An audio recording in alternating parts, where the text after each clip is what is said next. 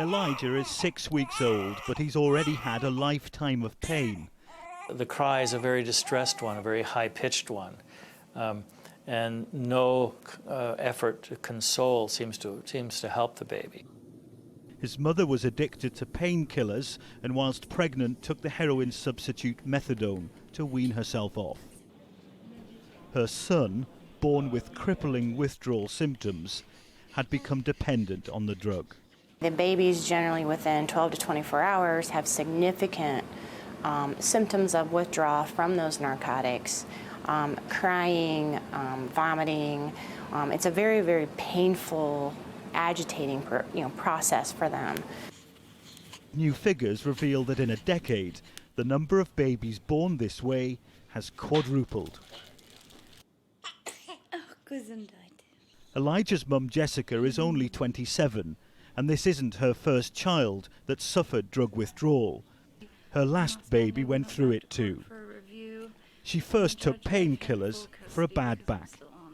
It went from just taking them on the weekends to really actually needing them, starting to need them every day because you wake up feeling sick, and once you start noticing that, and then it's just a day-to-day thing. The ward here at the St Francis Hospital has gone from seeing one baby a year to one baby a week. We have had cases where the mother admits that I just shot up heroin in the parking lot before I came in to deliver my baby. In Indiana, addiction rates for painkillers and heroin have soared.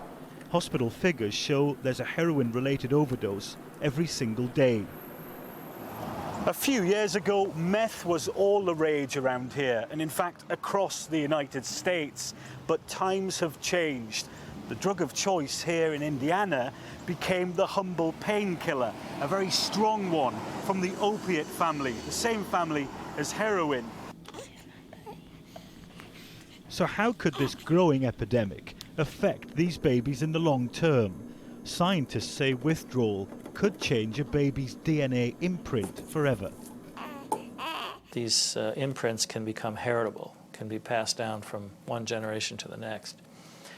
We had no idea that this was possible, but now we do.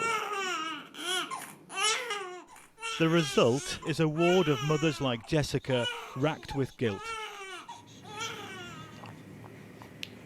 I mean, you don't ever want your kid to go through that.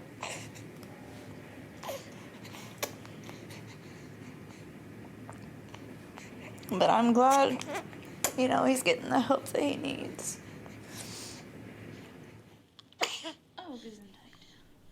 This is something babies like Elijah will never remember. But if the fears of scientists are realised, this episode in his life is something his body and his very genetic makeup may never be able to forget. Nick Martin, Sky News, Indiana.